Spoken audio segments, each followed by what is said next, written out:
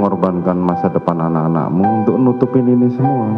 Sampai hari ini kamu masih mencoba nutupin. Seolah-olah saya percaya dengan cerita kamu. Dari tadi saya diemin aja cerita kamu. Saya tahu kapan kamu bohong, kapan enggak. Cerita kamu gak masuk di akal semua. CCTV itu loh, jelas. Bukti CCTV. Bagaimana kamu bercerita seperti itu, tapi di sisi lain kamu ikut bisa ketika diperiksa di provos bisa menceritakan detail apa yang terjadi. Itu kan gak masuk di akal. Bentar, jangan dibantah dulu. Siap. Ya kan? Siap. Cobalah kamu ingat anak istrimu. Mereka di sana mendoakan kamu, semoga kamu bisa mendapatkan keringanan. Tapi dengan begini, kamu mencoba mengaburkan semua peristiwa itu.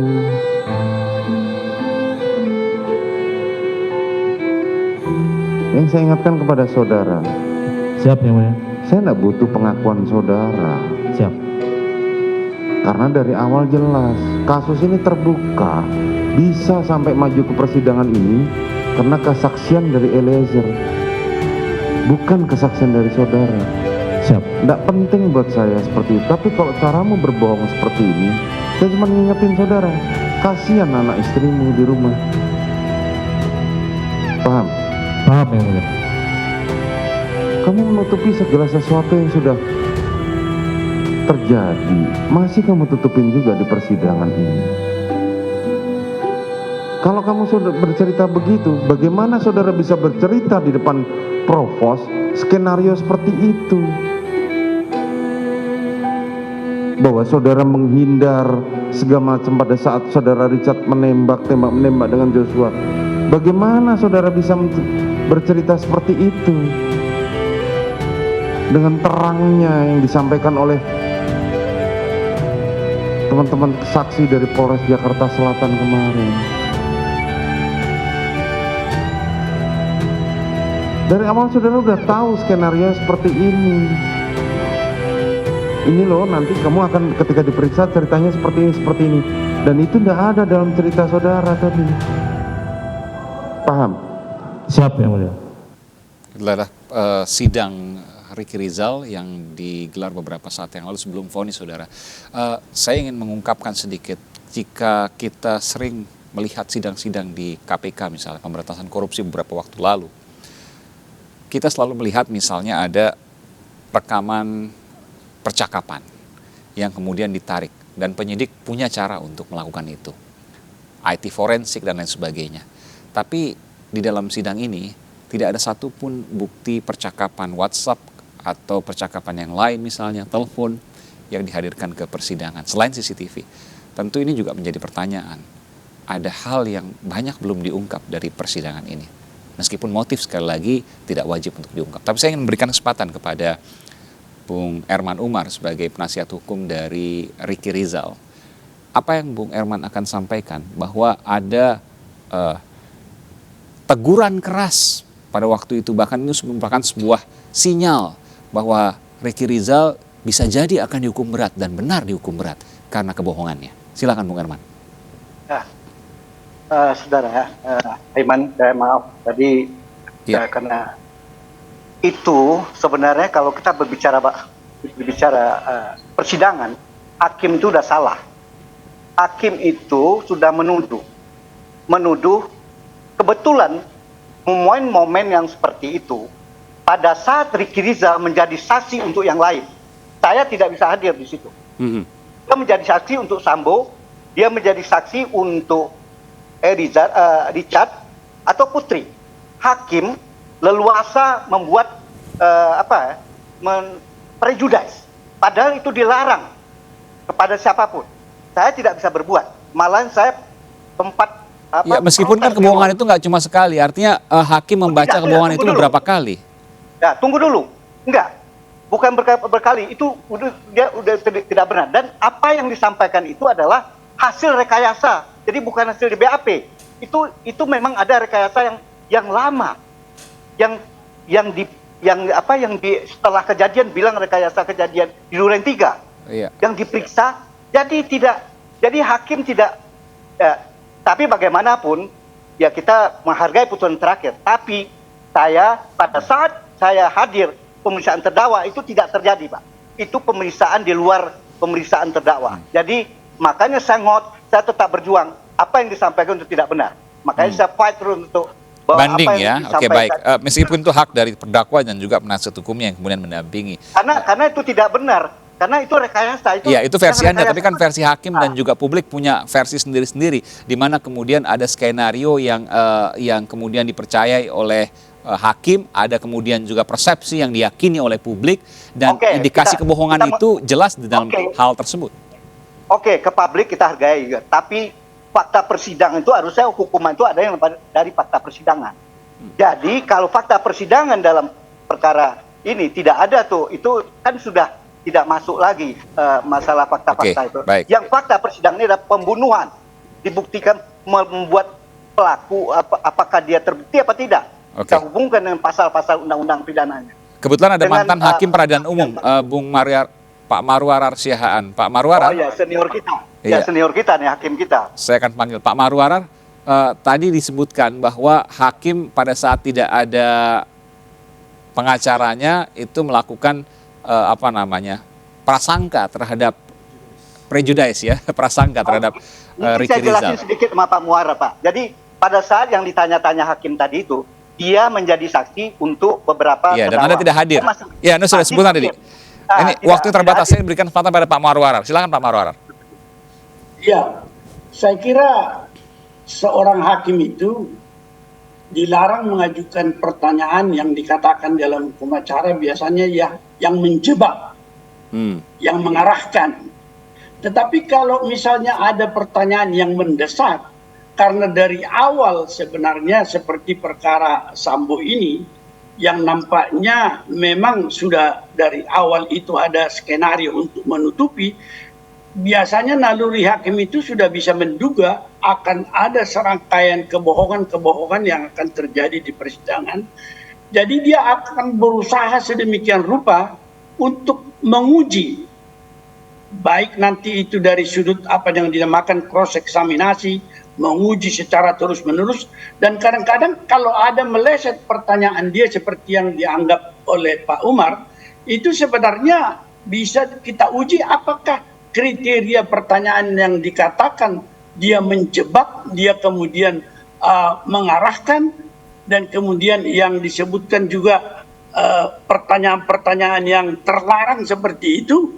Saya kira kita bisa melihat di dalam berita acara secara tegas. Saya tidak membaca dengan sidang itu. Bapak tidak membaca. Itu ada.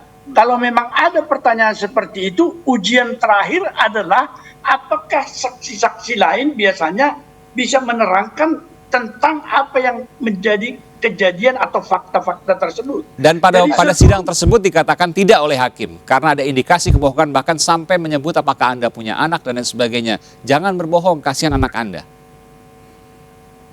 Ya kalau saya tidak melihat itu sebagai suatu pertanyaan yang terlarang, karena dia juga nanti akan melihat sifat atau apa yang dilakukan oleh seorang saksi itu akan bisa menjadi, kalau dia juga terdakwa, itu menjadi kesulitan tersendiri kalau dia tidak memiliki suatu apa yang dinamakan karakter dia menutupi, misalnya berbohong itu, tentu itu menjadi bagian-bagian dari unsur atau pertimbangan di dalam skala pemidanaan. Kalau itu akan sampai ke sana, apakah itu skala itu meringankan atau memberatkan, itu menjadi hal yang sangat penting.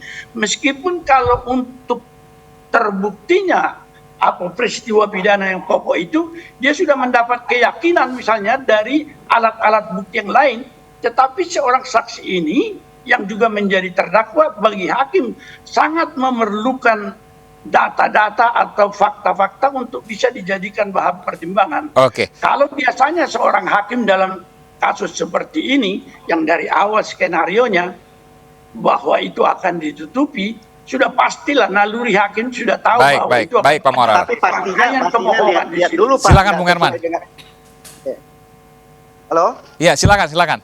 Nah, jadi pastinya itu, ini sebagai bukti, sebagai bahan pembanding. Di antara para terdakwa ini, dua lie detektor diuji kejadian di Magelang. Apakah pengamanan senjata dilakukan oleh... Mohon maaf, Ricky Rizal positif mesti angkanya. Anda mengatakan itu kan? Aktif. Kemudian begitu juga melihat Sambo yang dicurigai, menembak apa tidak. Karena dia tergoncang dan dia tidak menginginkan. Itu juga positif. Artinya benar, jujur gitu. Oke. Jadi kalau Tapi di sisi lain ada yang hakim nilai bahwa tidak sesuai dengan saksi-saksi yang lain dan Ricky Rizal tidak bisa menjawab itu. Ya, kalau saya menganggap itu kan hanya partikel yang diungkapkan itu pokoknya parsial ya, umum. Sebagian. Saya menolak itu putusan dan akhirnya banding. Oke, saya ingin tanya, tadi ada sebutkan juga, saya janji tanya kepada Anda, kalau seandainya dianggap Ricky Rizal bohong, kenapa tes poligrafi positif? Ya, poligraf itu kan mengukur ya bagaimana detak jantung seseorang ya atau dari keringat dan sebagainya seperti itu. Nah, jadi ini berhubungan juga ketika tidak ada perubahan ketika si pertanyaan tadi ditanyakan. Nah, kalau saya melihat adalah bagaimana keyakinan atau belief dari si yang sedang testinya, begitu, ya. Jadi memang poligraf ini tidak bisa menjadi bukti persidangan, tetapi bisa menjadi alat buat penyidik dan sebagainya, gitu ya. Dan ini relates dengan quality question yang disampaikan. Meskipun kalau kita lihat Sambo minus, kemudian Putri paling banyak minusnya 25 sampai yang kuat juga minus, yang positif hanya Eliezer dan juga Ricky Rizal. Tentu itu menjadi pertanyaan juga. Tapi bahwa ada indikasi ke sana, iya. Jujur dan tidak jujur, meskipun tidak bisa sepenuhnya. Saya ingin tanya ke Bung Sugeng. Bung Sugeng, tadi Anda mengatakan bahwa, saya sebutkan tadi bahwa sebenarnya kalau mau dibongkar ini ada percakapan yang kemudian bisa diambil. Iya. Ya, akan ada, kalau tidak salah ada 2 handphone Eliezer. Yang tidak ada. Dan di persidangan kita nggak melihat itu ya, dibongkar? Iya, tidak dibongkar. Percakapan dan lain sebagainya. Kemudian katakanlah Putri dengan Yosua misalnya. Juga tidak ada, ya. Jadi kan dari sana kalau argumentasinya adalah pelecehan, ya, itu kan bisa di tracing komunikasi, ya. Kemudian ada isu perselingkuhan bisa di tracing komunikasi. Betul. Ketika ini tidak ditampilkan sebetulnya ada sesuatu dan bisa ditarik semua nih. Iya, bisa lah. Yaitu WhatsApp misalnya cyber, sebulan sebelumnya bahkan bisa, 2 bulan sebelumnya. Bisa kan ditarik sedot gitu ya. Pembicaraan tersebut artinya memang sejak penyidikan ada yang mau ditutup-tutupi ya. Bahkan sejak penyidikan. Oh iya dong. Itu kan dibukanya di sejak penyidikan. Ya. Ketika kasus tembak menembak tidak ya. Kemudian kan rame soal motif. Ketika rame soal motif pelecehan, kan Polri juga tidak mau menjawab itu, ya. Tetapi juga tidak karena tidak mau menjawab, makanya yang komunikasi itu tidak dibuka. Kalau mau dibuka bisa. Iya. Dan tidak pernah kita lihat sampai saat tidak ini ada. Coba kita tracing yang dibongkar ya. Di sidang. Iya, kita tracing yang mulai penyidikan ya. Semua berfokus pada peristiwa mati saja. Bung Alphonse, dimulai dari penyidikan, nanti dari pihak kepolisian. Ada yang mau ditutupi di sini? Anda setuju dengan itu? Di dalam ilmu kriminalistik yang dipelajari di setiap perguruan tinggi kepolisian, memanfaatkan berbagai bukti-bukti saintifik, biasanya disebut dengan scientific crime investigation. Jadi bukti-bukti digital, baik rekaman, itu bisa di rollback. Kemudian yang CCTV, kemudian visum dan sebagainya. Bagaimana seorang penyidik menggunakan berbagai ilmu-ilmu bantu untuk membuat terangnya sebuah perkara, itu adalah pengetahuan dan mata pelajaran dipelajari oleh setiap penyidik di kepolisian.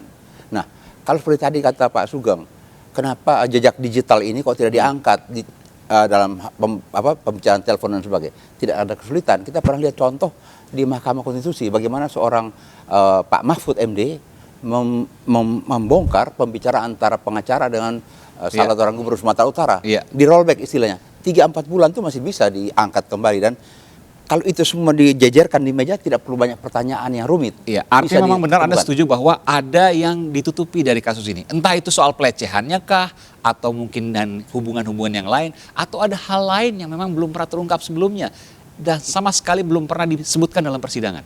Saya tidak berani bilang bahwa ada yang ditutupi. Menurut saya ada ketidaktelitian penyidik di dalam hal memanfaatkan Ketidaktelitian bukti-bukti penyidik? digital ini. Enggak lah, penyidik kita itu teliti, bahkan kadang-kadang lebih daripada kewenangannya ya. Penyidik kita itu barusan ada klien saya ditangkap tuh karena pendekatan kekuasaan lah ya. Nah, Oke. Oh, ini menarik juga. kalau saya bongkar di sini, ini ada yang meremlek nih ya, karena menyangkut orang yang sangat besar nih. Oh, nanti kita akan tunggu kasusnya. Ya, oke. Jadi begini, kelalaian menurut saya tidak. Itu teori yang paling sederhana. Ketika pembunuhan berencana ditetapkan, maka teori-teori hukum pidana itu akan dikaitkan dengan mengapa dia merencanakan pembunuhan dan tidak membatalkan. Berarti ada mens rea yang Oke, mendahului. Itu pasti diperiksa. Jadi Anda meyakini ada yang ditutupi? Ada yang ditutupi. Kita akan kembali saat lagi, apa itu yang ditutupi? Di The Prime Show with Aiman.